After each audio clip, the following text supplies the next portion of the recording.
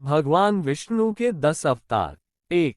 मत्स्य अवतार। पुराणों में वर्णित तथ्यों के आधार पर जगत का पालनहार भगवान विष्णु ने सतयुग में सृष्टि का प्रलय से रक्षा हेतु मछली के रूप में अवतार लिया था।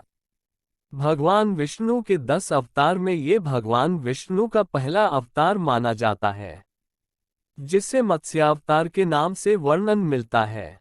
इससे संबंधी एक कहानी है कि एक बार हयग्रीव नामक एक राक्षस ने वेदों को चुराकर समुद्र की अतल गहराई में छुपा दिया था, जिसे ज्ञान लुप्त होने लगा, अन्याय और अत्याचार बढ़ने लगा। तब भगवान विष्णु ने मत्स्य अवतार लेकर हयग्रीव का वध किया और वेदों को ढूंढ निकाला। इससे संबंधित दूसरी कथा मत्स्य पुराण में राजा सत्यव्रत और भगवान विष्णु का उल्लेख मिलता है। मत्स्य पुराण में वर्णित कथा के अनुसार प्रलय काल में भगवान विष्णु ने मछली का रूप धारण कर राजा सत्यव्रत सहित सप्त ऋषियों, औषधियों, प्राणियों और वेदों की रक्षा की थी। कहते हैं कि सतयुग में सत्यव्रत नामक के राजा हुए। राजा सत्यव्रत एक दिन नदी में स्नान कर भगवान भास्कर को जल चढ़ा रहे थे। तभी उनकी हाथों में एक छोटी सी मछली आ गई। उन्होंने उस मछली को वापस जल में डाल दिया, लेकिन तभी मछली ने राजा से कहा कि राजन, आप मुझे जल में मत डालिए, नहीं तो कोई न कोई बड़ी मछलियां मुझे अपना भोजन बना लेगी। मछली की बात सुनकर राजा को दया आ गई। उन्होंने अपने कमंडल में मछली को लेकर अपने राजमहल में ले आया, लेकिन मछली एक दिन में बहुत बड़ी हो गई। मछली ने राजा से कहा, राजन, मुझे इस छोटे से जगह में बहुत तकलीफ हो रही है। तब राजा ने उसे अपने सरोवर में डाल दिया, लेकिन वहां भी मछली शीघ्र ही बड़ी हो गई। अब तक राजा को समझ में आ गया था कि यह कोई साधारण जीव नहीं है। तब उन्होंने उस मछली से प्रार्थना की और अपने असली स्वरूप में आने का आग्रह किया। तब साक्षात भगवान विष्णु प्रकट हुए और राजा सत्यव्रत को दर्शन देते हुए कहा कि यह मेरा मत्स्य अवतार है। आज से 7 दिन बाद प्रलय आएगा। उस समय मेरी प्रेरणा से एक विशाल नाव आएगी। उन्होंने राजा से कहा कि प्रलय काल में तुम सप्त ऋषियों, औषधियों, बीजों व प्राणियों के सूक्ष्म शरीर को लेकर उस नाव में सवार हो जाना। इस प्रकार मैं प्रलय से रक्षा कर पार लगाऊंगा।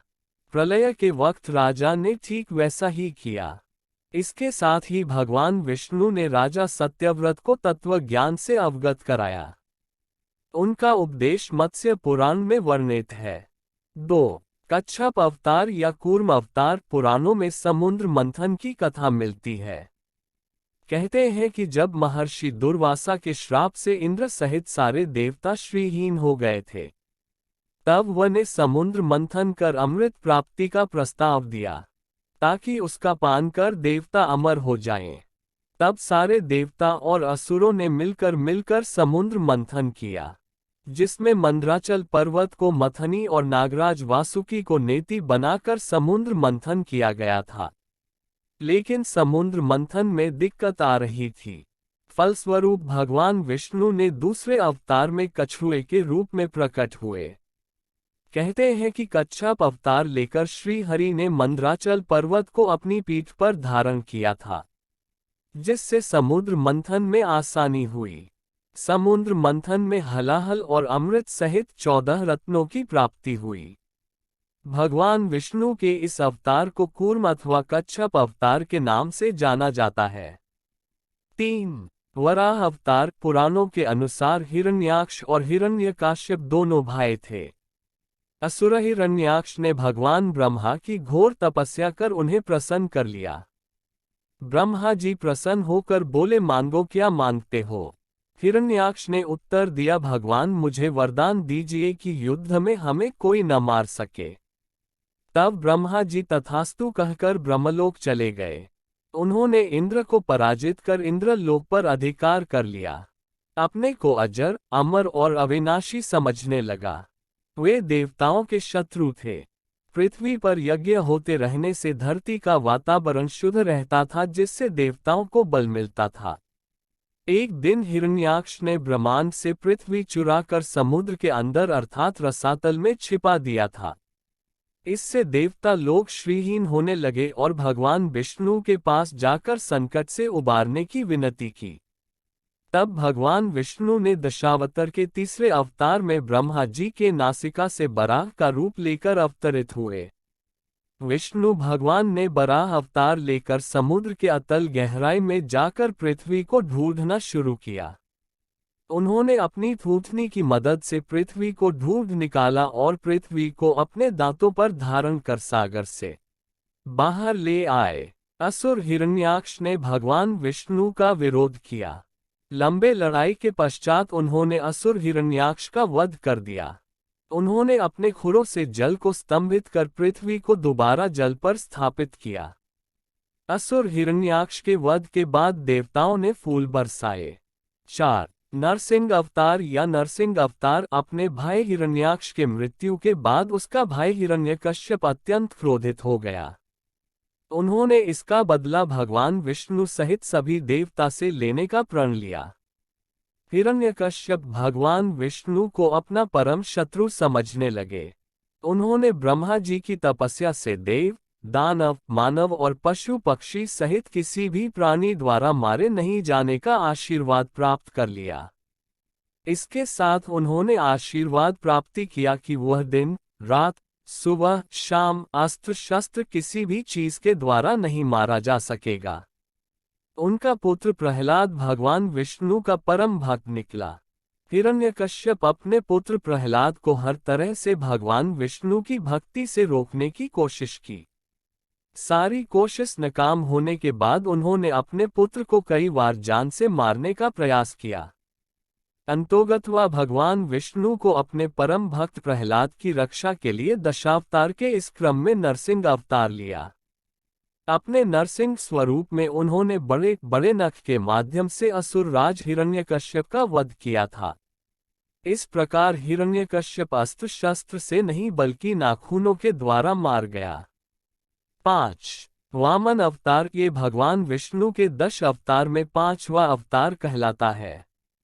भागवत पुराण के अनुसार विष्णु भगवान ने राजा बलि से देवताओं की रक्षा के लिए वामन अवतार लिया था।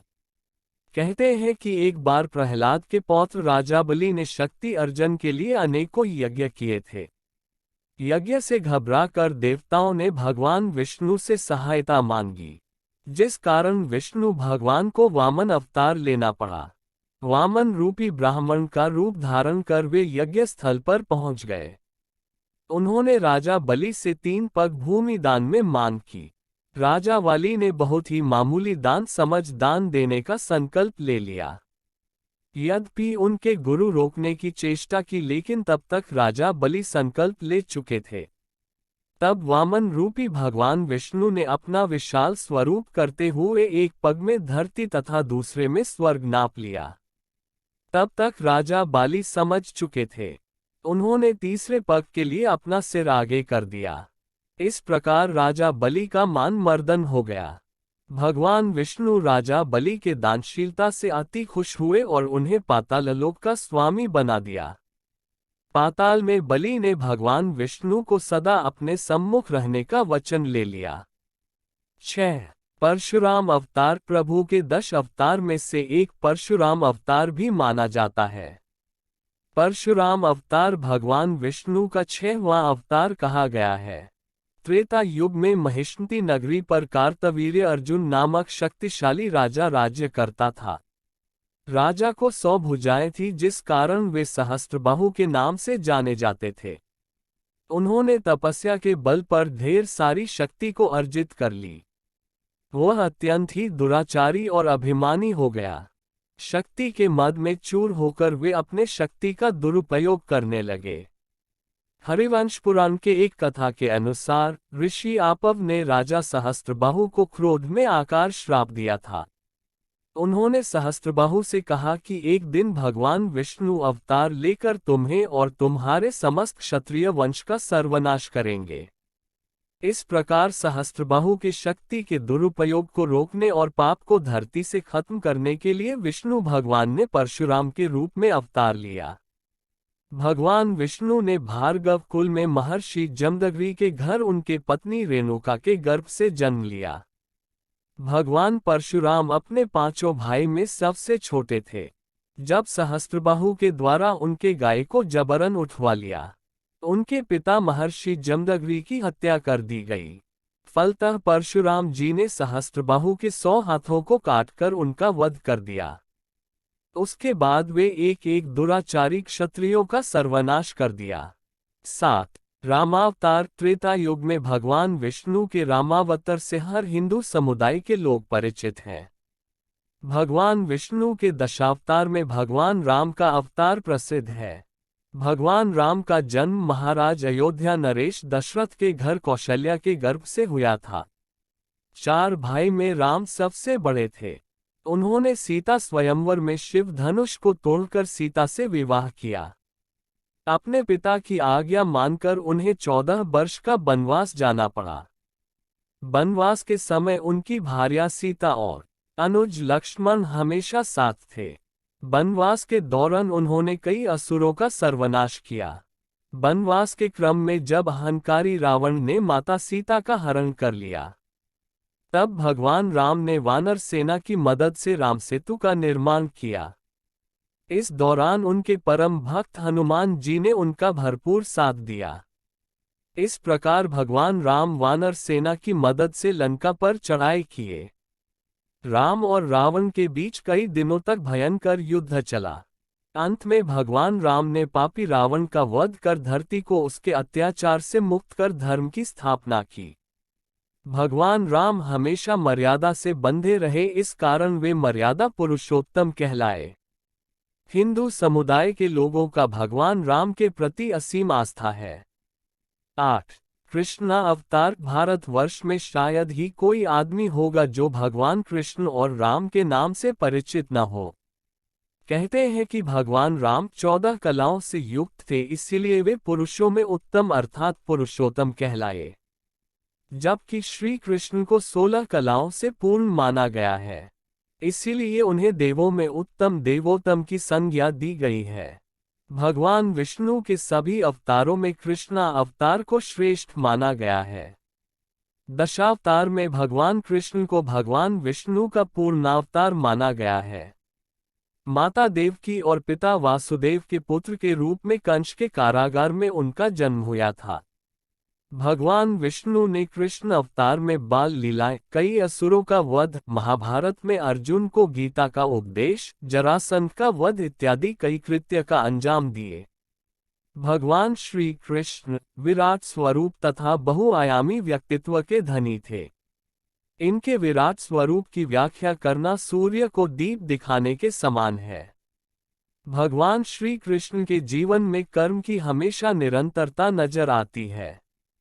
उनके जीवन में कभी भी निष्क्रियता नहीं दिखाई दिया। जन्म के साथ ही उनका जीवन हमेशा सक्रिय रहा, जिसे इन उदाहरण से आसानी से समझा जा सकता है। जन्म लेते ही जेल कर दरवाजा खुल जाना, अंधेरी रात में मूसलाधार बारिश के बीच पिता द्वारा गोकुल जाना, बचपन में ही कई राक्षसों को वध करना, ऐसे कई उदाहरण हैं जो उन्हें अवतारी दिव्य पुरुष के रूप में सिद्ध करती हैं। इसीलिए दशावतार में भगवान श्री कृष्ण को 16 कलाओं से युक्त पूर्ण अवतारी माना जाता है। उनके द्वारा की गई बाल लीला हो या कुरुक्षेत्र के मैदान में दिया हुआ गीता का उपदेश, हर दृष्टि से उन्होंने समाज को नया दृष्टिकोण दिया। भगवान श्री कृष्ण परम ज्ञानी थे। उन्होंने कुरुक्षेत्र में गीता के उपदेश के माध्यम से आत्मा और परमात्मा जैसे गूढ़ रहस्य पर से पर्दा उठाया। 9 बुद्ध अवतार। हिंदू धर्म ग्रंथों के आधार पर भगवान बुद्ध को भगवान विष्णु के दशावतार में 9वां अवतार माना गया है, परंतु पुराणों में जिस भगवान बुद्ध की चर्चा की गई है उनका जन्म गया के नजदीक कीकेट में बताया जाता है। पुराणों में वर्णित बुद्धावतार के कथा के अनुसार उनके पिता का नाम अजन बताया गया है। राज्य की कामना से जब असुरों ने भगवान इंद्र से साम्राज्य स्थिर रहने का उपाय पूछा, तब इंद्रदेव ने उन्हें बताया कि सुस्थिर शासन के लिए यज्ञ एवं वेद विहित आचरण जरूरी है। कहते हैं कि इस कारण असुर का वैदिक आचरण और यज्ञ की तरफ झुकाव होने लगा, जिससे उनकी शक्ति में बढ़ोतरी होने लगी। असुरों की बढ़ती शक्ति से घबराकर सभी देवगण भगवान विष्णु के शरण में गए। इस कारण भगवान विष्णु ने देवताओं के हितों की रक्षा के लिए बुद्ध अवतार लिया। भगवान बुद्ध ने असुरों से कहा कि यज्ञ करना पाप है। यज्ञ की ज्वाला में कितने ही जीव जंतु जलकर मर जाते हैं। भगवान बुद्ध के उपदेश से असुर प्रभावित होकर यज्ञ व वैदिक आचरण का अनुसरण करना छोड़ दिया, जिससे उनकी शक्ति क्षीण होने लगी।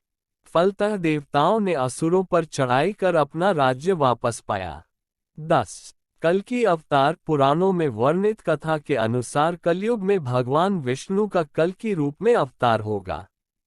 ये दशावतार का अंतिम अवतार होगा। भगवान विष्णु का कल्कि अवतार कलियुग के अंत में होगा।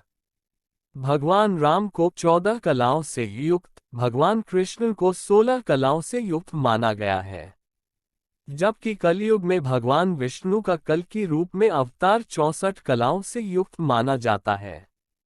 पुराणों में वर्णन मिलता है कि दशावतार का अंतिम अवतार अर्थात कल्कि अवतार शंभल नामक स्थान पर विष्णुयशा नामक तपस्वी ब्राह्मण के घर में होगा। वे देवदत्त नामक घोड़े पर सवार होकर जगत से समस्त पापियों का संहार कर धर्म का फिर से स्थापना कर सतयुग का आरंभ करेंगे।